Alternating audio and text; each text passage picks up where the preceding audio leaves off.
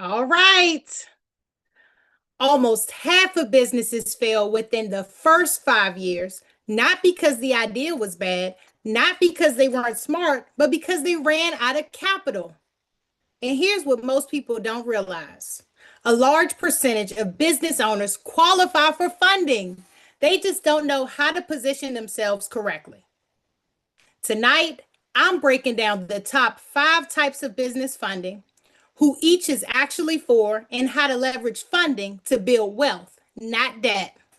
This is Wealth Builder Wednesday. Every Wednesday at 7:30 p.m. East, we talk real strategy, not hype. And tonight is about leverage.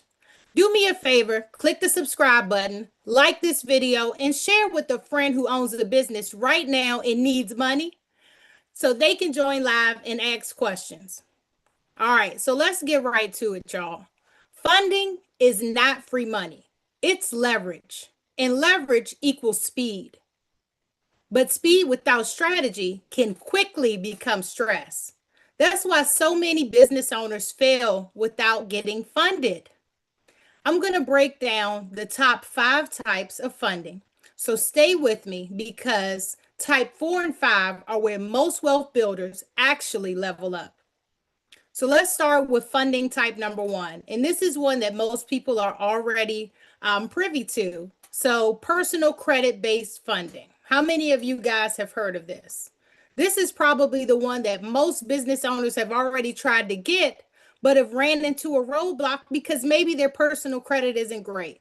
Don't worry, we have other types of funding that you can use even if you don't have great credit. This is just option number 1 that most people use.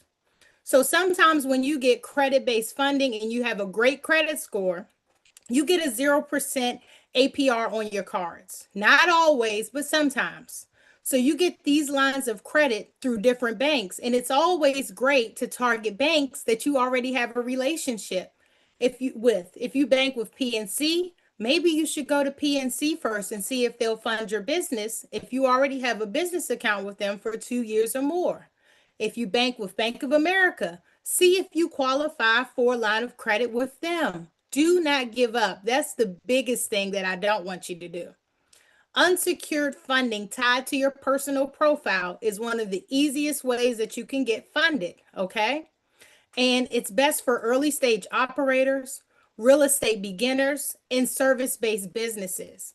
Now, another hack that you could do, say that you're like, there's no way I can increase my credit enough to go ahead and get funded this way.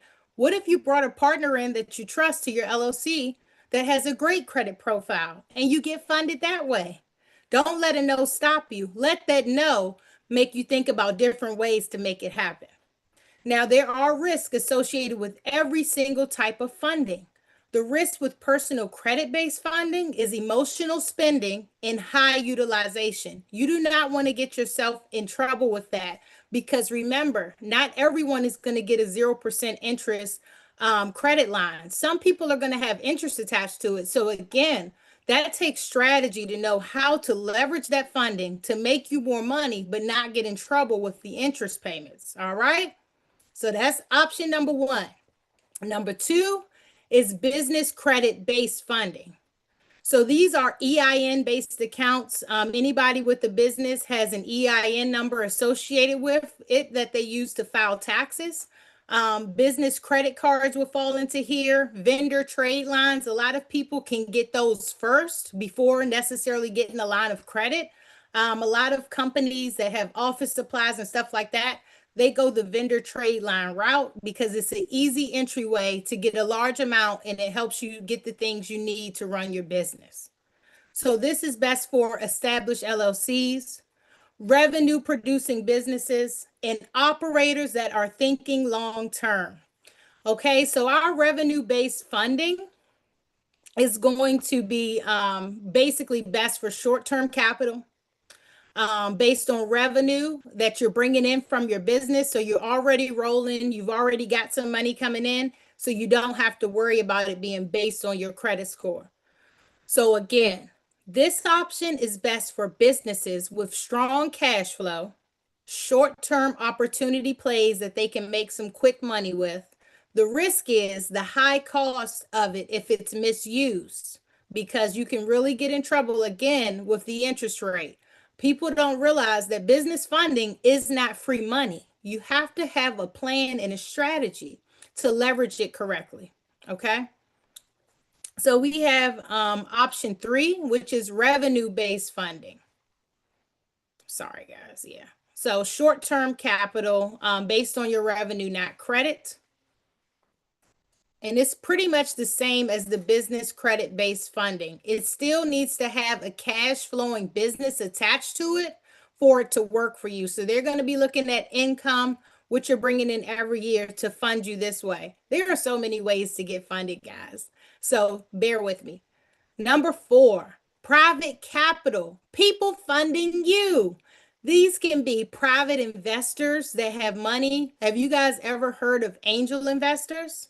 Let me check my live folks here to make sure that I'm not missing any of the questions, because if you guys need anything answered throughout this, make sure you drop the question under the live so that I can get to it before we wrap up.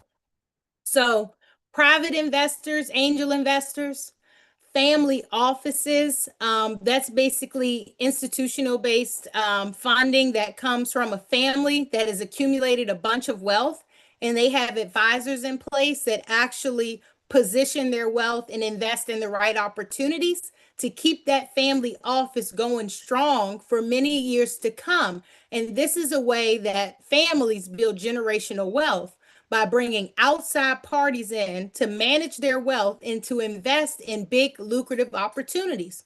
Why not you? You also have relationship-based funding. If you have a great idea in a great business, maybe somebody in your family or a friend that just ran into a lot of money wants to invest in you and potentially make a great return. This is where real wealth builders start playing different, because money follows confidence and clarity. If you have a great business plan and you confidently present that opportunity to someone and they decide to invest, you've now funded your business.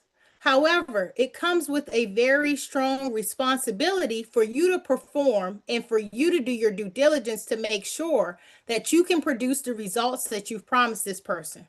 We are always operating in integrity, so please do not use these tactics to do wrong by people who are trusting you with their money, okay? So if you decide to put a presentation together and pitch your business, make sure you put a lot of thought, energy, time, and effort to it. Because if you come to an investor like myself, I am going to pick it apart. I'm going to have many questions. I want to hear about the risk, not just the advantages. Don't be afraid to include those risks. Allow people to make the decision for themselves if they want to invest with you or not.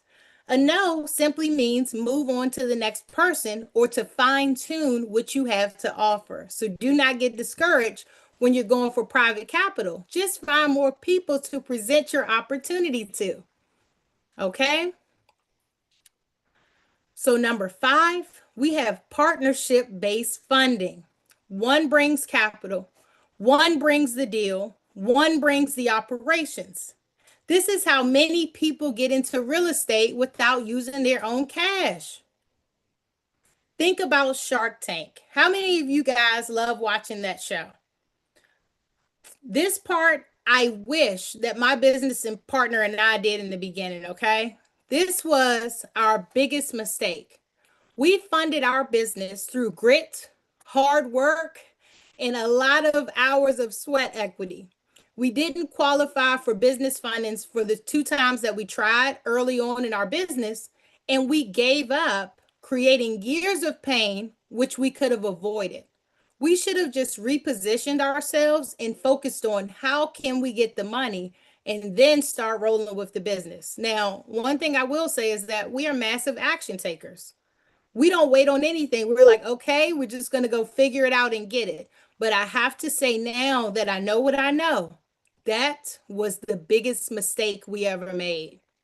Okay, we only needed to focus and make a couple of small tweaks, y'all. And I know a lot of you guys are in this position right now where if you just focused on maybe improving that credit score by 50 points, or maybe making that offer that's going to increase your business revenue exponentially so that you can get funded, that is the move.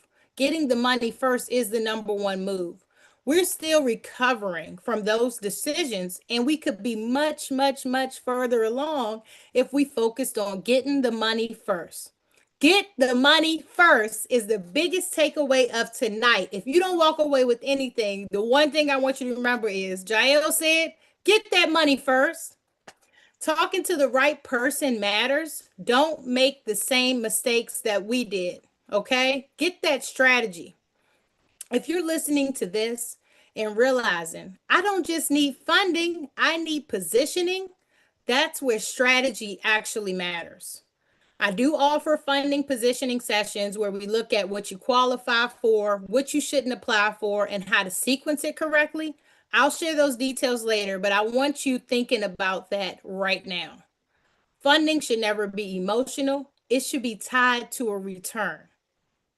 Let me tell you why funding must be tied to a return.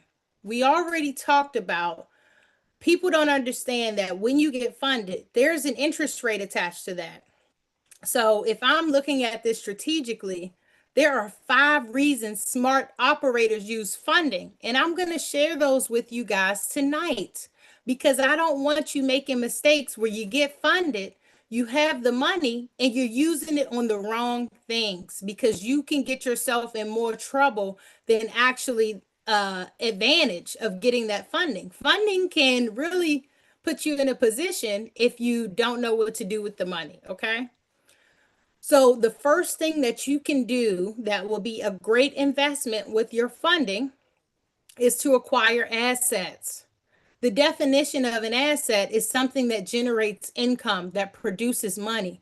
Make sure that what you think you're about to acquire is actually an asset and not something the complete opposite, a liability. You don't want it to be a liability.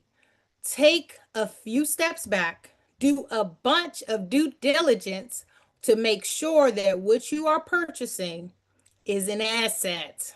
Okay? That could be real estate, it could be equipment, it could be a revenue producing vehicle.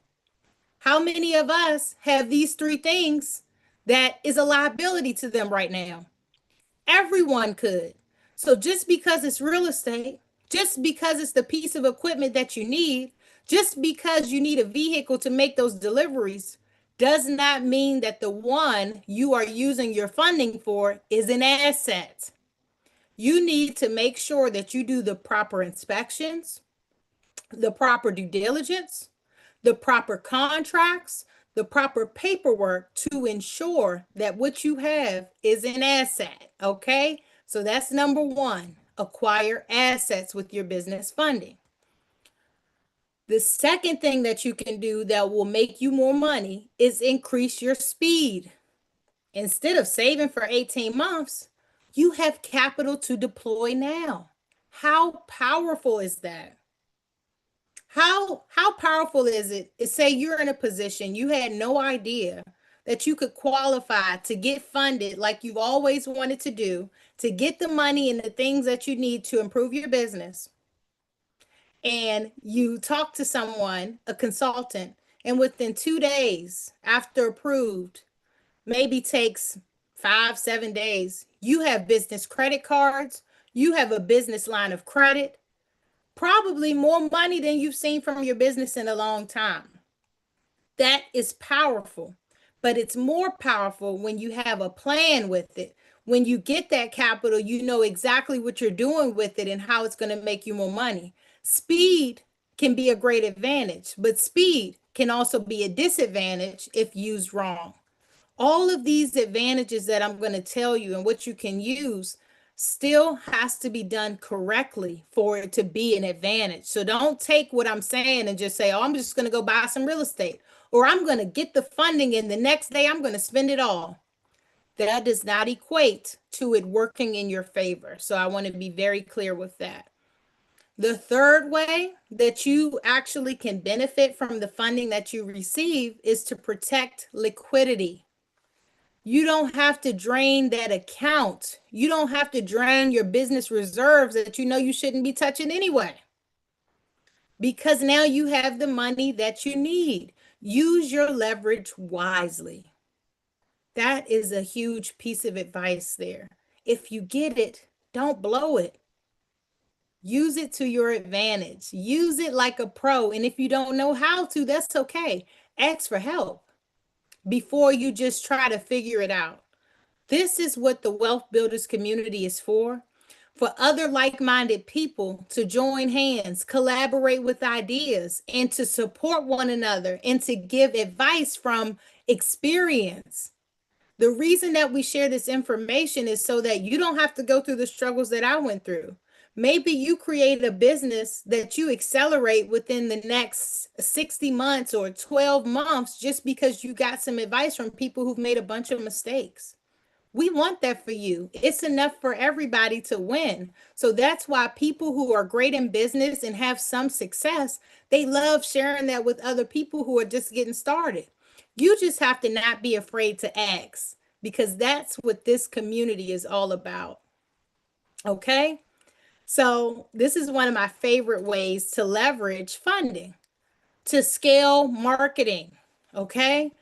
The more people that know who you and your business are, the more referrals you get, the more sales you get, the more notoriety you get in your community. It's super important to be visible, but to be visible to your target audience. So don't spend your marketing dollars on pay-per-click ads and things that are not targeting who needs to buy your product.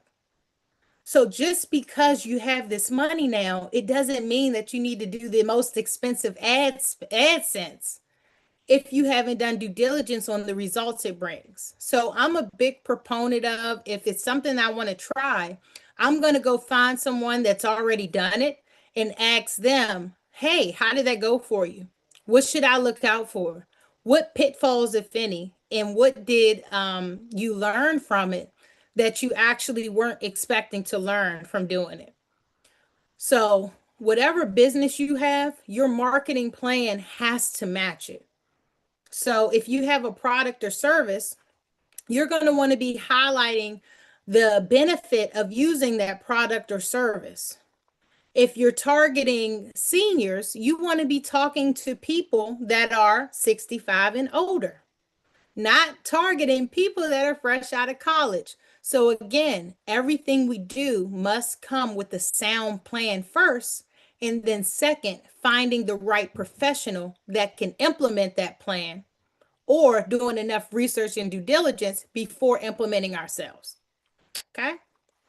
So the fifth, the biggest, the greatest, position yourself for bigger opportunities. This is what funding is all about. And I get so excited about it because it's so many limitations that we have placed on ourselves and that we felt within our life. They're all valid, but they don't have to really be there. When we find different ways to do things, when we find different groups of people who have different experiences, resources, and tools, some of the limitations that we put on ourselves are false. They're not real. It's something that maybe we were taught.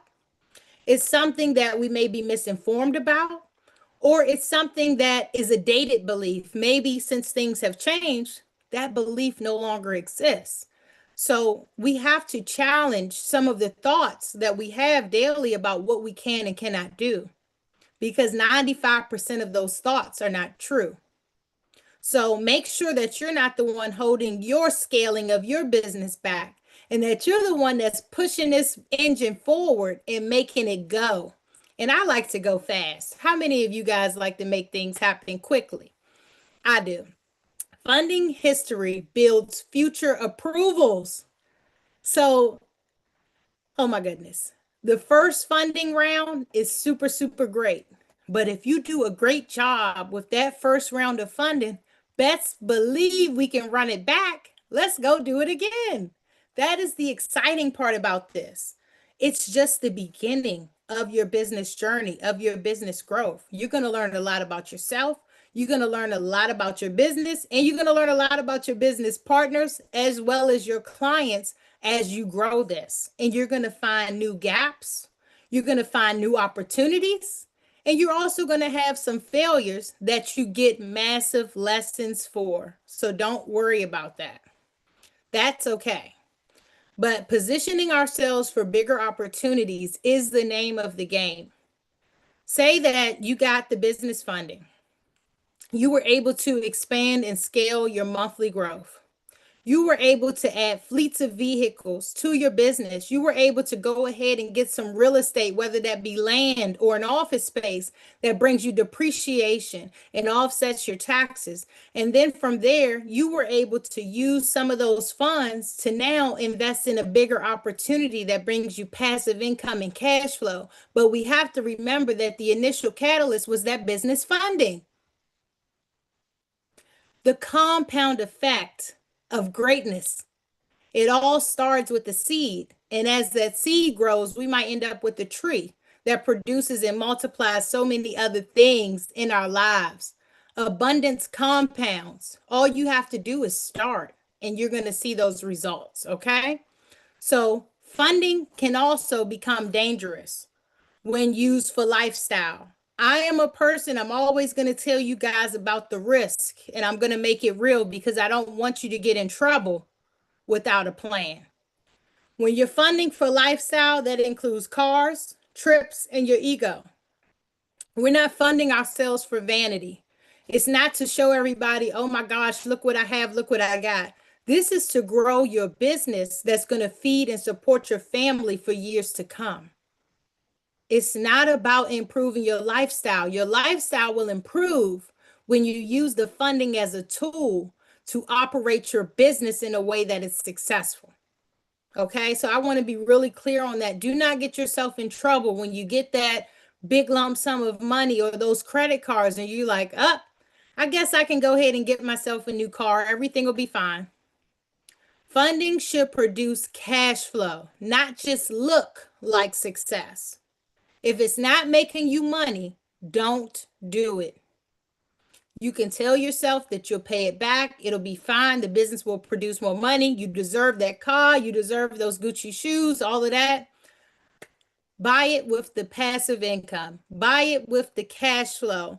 I'm telling you from experience, I've seen lump sums, and guess what? They gone. They go fast. You can make a lot of money, but when you own and operate a business, there are always expenses. There are always challenges, and you have to be ready for that. The easiest way to compound and make money is when you're doing it with your passive income and your cash flow, okay?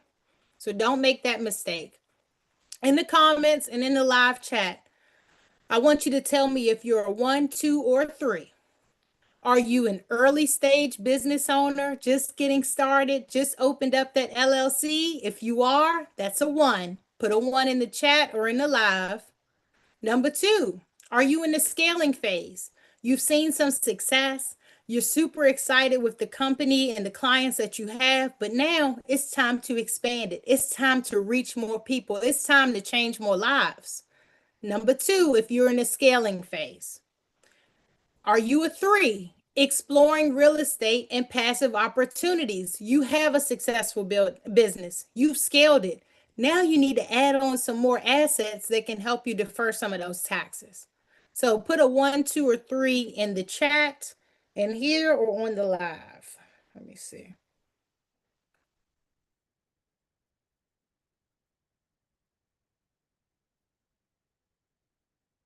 Okay. All right. So guys, if you want help sequencing funding correctly, you can book a clarity session with me and I will drop that link. If you're ready in learning how to structure deals using leverage, Creative Finance 101 walks you through that. I'll drop the link. If you're ready to move beyond income into ownership beyond the paycheck, where I go way deeper, you need to attend my live session. And for those of you who already know you don't want another webinar and you want a done for you wealth strategy built around your specific income, your specific credit score, the amount of capital you have access to, and your long-term goals, I do work privately with a very small group of premium clients. That's an application based program that I have, and it's not for everyone. But if you're ready to operate at that level, you can apply to be considered, and I will drop the link for that. Different rooms, different levels, but the same direction. Next Wednesday, we're breaking down private money and partnerships because funding is one thing, but aligned capital with opportunity is where wealth actually compounds. I will see y'all next week.